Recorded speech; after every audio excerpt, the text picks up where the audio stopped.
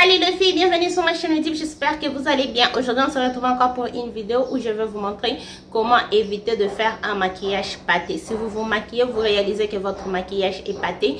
Aujourd'hui je vais juste vous montrer comment éviter cela. Donc c'est ce qu'on va faire dans la vidéo d'aujourd'hui. Et si tu es nouvelle sur ma chaîne, salut, je m'appelle Dora et je suis passionnée de tout ce concernant la beauté et la mode. Si tu partages la même passion que moi, je t'invite à t'abonner sur ma chaîne. Et si tu veux juste savoir comment éviter que ton maquillage puisse être pâteux, reste bon. Alors si vous constatez que la plupart du temps quand vous terminez de vous maquiller, votre maquillage est pâté, vérifiez bien la base que vous utilisez. Moi je vais utiliser la base de chez F de Patti Primer. Patti Primer? Power Grip Primer. Où est-ce que j'ai eu de Patti Primer? Je vois c'est encore une base de chez F que ça s'appelle Patti Primer, je ne me trompe pas. Donc vérifiez la base que vous utilisez. Sûrement vous utilisez une base qui ne marche pas avec le fond de teint. Et il se fait que quand vous appliquez le fond de teint à base d'eau sur une base à base de silicone, ça fait juste une pâte. Et peu importe ce que vous allez faire après, ça va juste pas bien sortir. Donc il faut vérifier en tout cas la base que vous utilisez, si elle est faite à base de quoi, et aussi le fond de teint que vous utilisez, si il est fait à base de quoi. Donc là que j'ai appliqué ma base, le fond de teint, je vais utiliser le fond de teint de chez Maybelline. Ça c'est le Super Stay Skin Tint Active Skin Tint Super Stay. Donc je vais appliquer ce fond de teint. Alors si vous avez vérifié votre base et le fond de teint ça marche, il n'y a pas de problème pour cela. La prochaine étape va être vérifier la quantité de produits que vous appliquez. Évitez de mettre trop de produits. Si vous mettez trop de produits, ça va... Oups!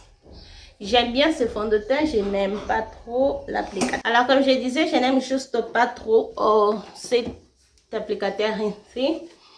Vérifiez en tout cas si vous ne mettez pas trop de produits, parce que quand vous mettez trop de produits, vous avez tendance à estomper et ça ne va pas vraiment bien estomper. Assurez-vous que vous mettez une quantité que vous pouvez en tout cas estomper et que ça ne va pas être pâté. Parce que c'est surtout ça le plus grand problème, si je peux dire.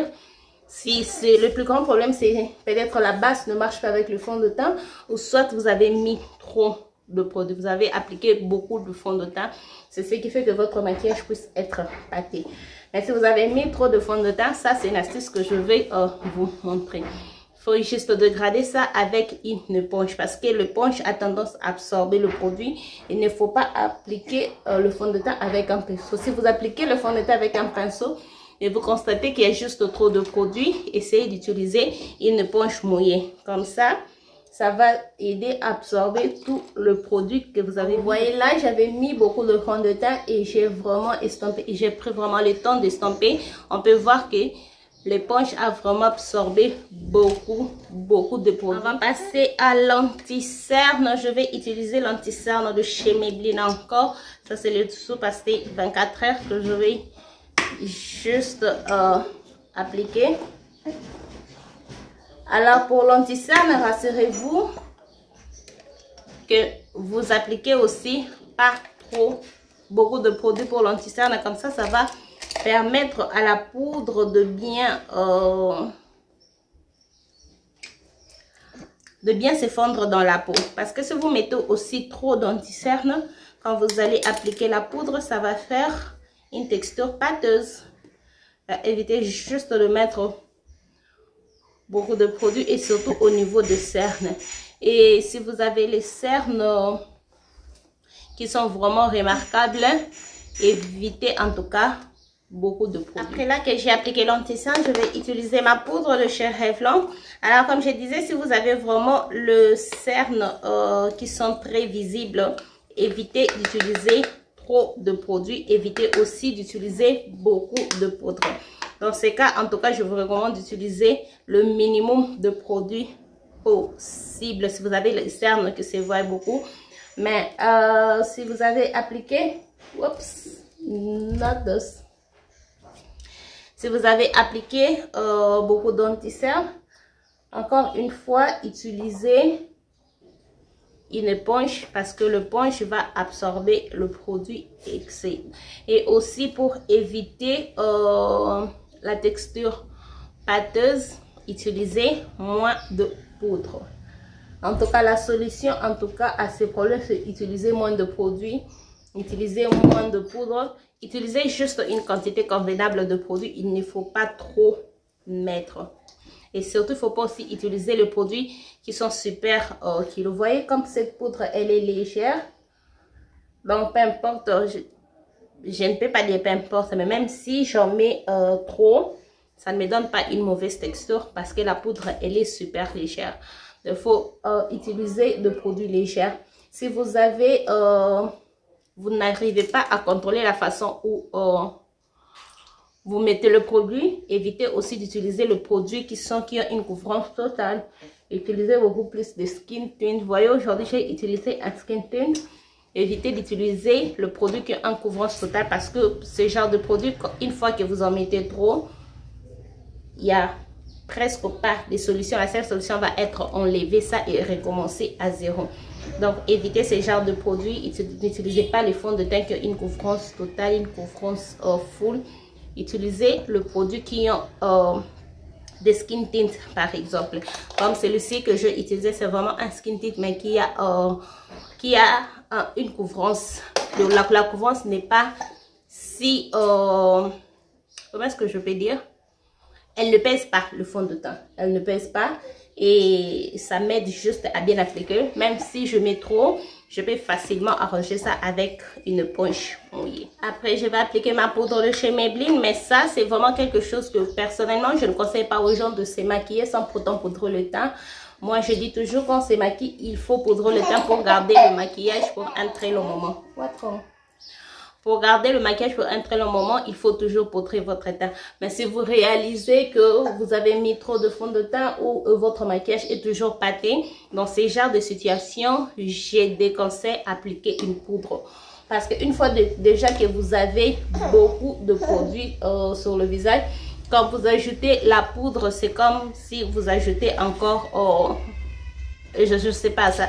La poudre va juste accentuer cet effet pâteuse et je conseille en tout cas dans ce genre de situation, éviter d'utiliser une poudre. Par exemple, avec la chaleur du Congo, vous ne pouvez pas vous maquiller sans pour autant poudrer votre teint.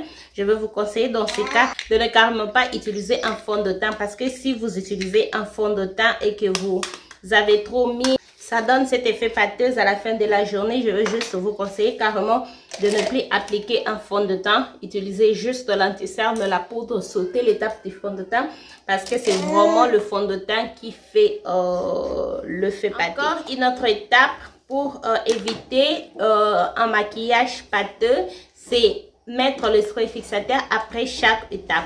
Personnellement, je n'ai pas fait ça parce que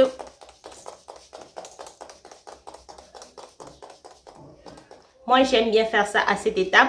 Quand vous mettez le spray fixateur à chaque étape, ça aide d'abord de calmer le premier couche que vous avez fait. Quand vous ajoutez une autre couche, ça va non pas seulement aider le maquillage à ne pas être pâté, mais ça va aussi aider votre maquillage à traîner pour un long moment.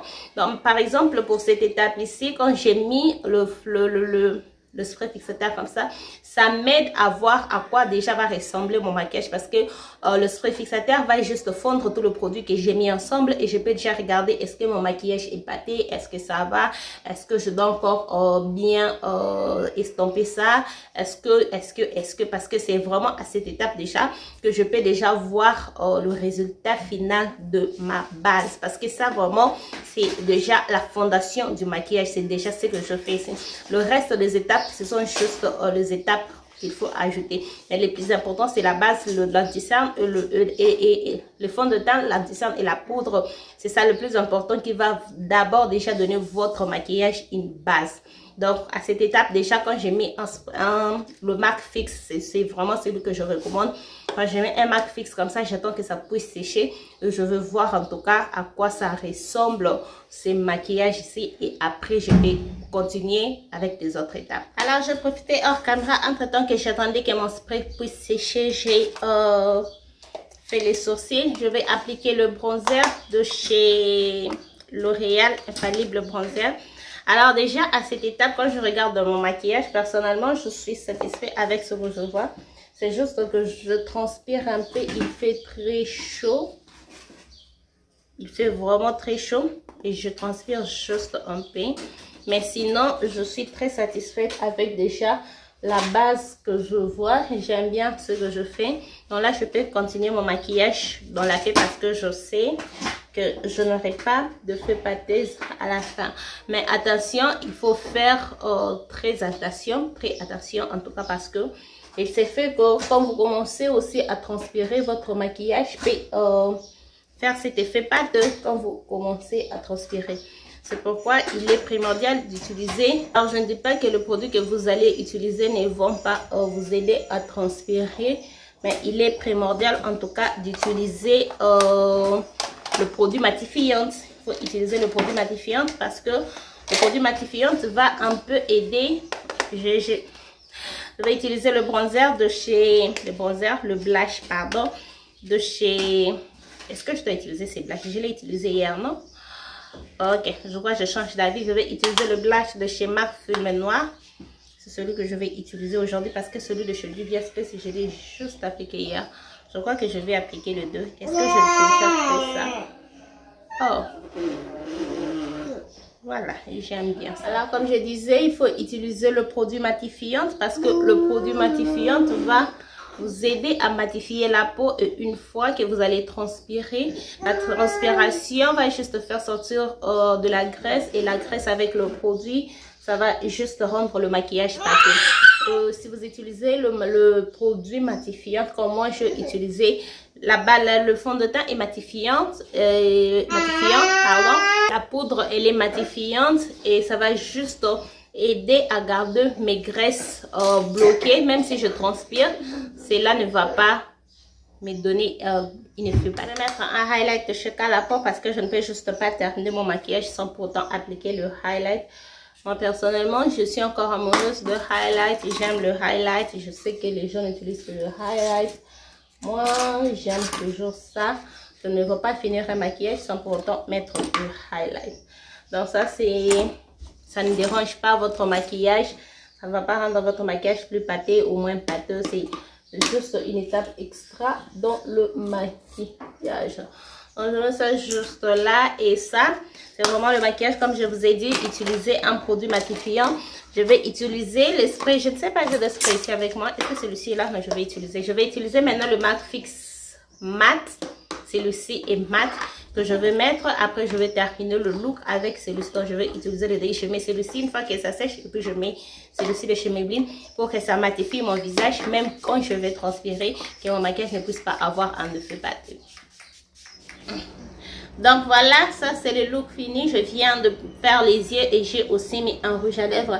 Donc ça c'est vraiment une façon que vous pouvez éviter un maquillage pâteux. C'est juste les astuces de petites simples, de petites choses qu'il faut faire.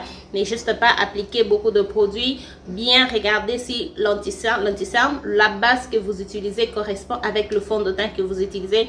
Par là je vais juste dire, il ne faut pas utiliser une base qui est faite à base de silicone et ensemble mélanger ça avec un fond de teint qui est fait à base d'eau.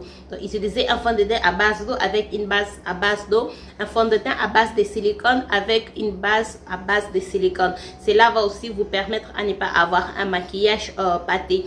Évitez, si vous avez déjà mis beaucoup de produits, ne poudrez pas votre teint parce que ça va juste encore accentuer cet effet. Si vous ne voulez juste pas du tout faire tout ça, je vous conseille carrément d'éviter d'appliquer le fond de teint en liquide ou en crème et utiliser juste le fond de teint en poudre. C'est vrai que ce n'est pas trop couvrant, mais utilisez juste le fond de teint en poudre. Le fond de teint en poudre, pardon. Et si vous voulez en tout cas utiliser le produit crémé, utilisez le produit qui n'ont pas beaucoup de couvrance. Parce que le produit qui ont moins de couvrance comme les skin tints, ce sont les produits qui sont... qui ont une assurance qu'ils ne vont pas vous donner un effet pâté à la fin. C'est vraiment la texture est léger, le produit n'est pas si kilo que ça. Je ne sais pas comment trop expliquer, le produit ne pèse pas trop. Ça va vraiment vous aider à bien appliquer votre maquillage et ne pas avoir un effet pâté. Donc évitez tout ce qui est couvrance totale, couvrance moyenne, évitez ça. Restez beaucoup plus avec tout ce qui est couvrance léger, tout ce qui est beaucoup plus comme deuxième peau. Ça, ce sont les choses qu'il faut beaucoup plus utiliser si vous ne voulez pas avoir un maquillage pâté. Donc voilà, ça c'était tout pour cette vidéo. Dites-moi ce que vous pensez de cette vidéo. Dites-moi en tout cas en commentaire si cette vidéo vous a aidé. Dites-moi si j'ai J'ai en mesure en tout cas de vous expliquer ça en détail. Dites-le moi en commentaire. Mais sinon, nous sommes arrivés à la fin de cette vidéo. Si cette vidéo vous a plu, n'hésitez pas à liker, abonnez-vous sur ma chaîne. Si ce n'est pas encore fait, partagez cette vidéo. N'oubliez pas de me suivre sur tous mes réseaux sociaux et on se retrouve dans la prochaine vidéo. Bye!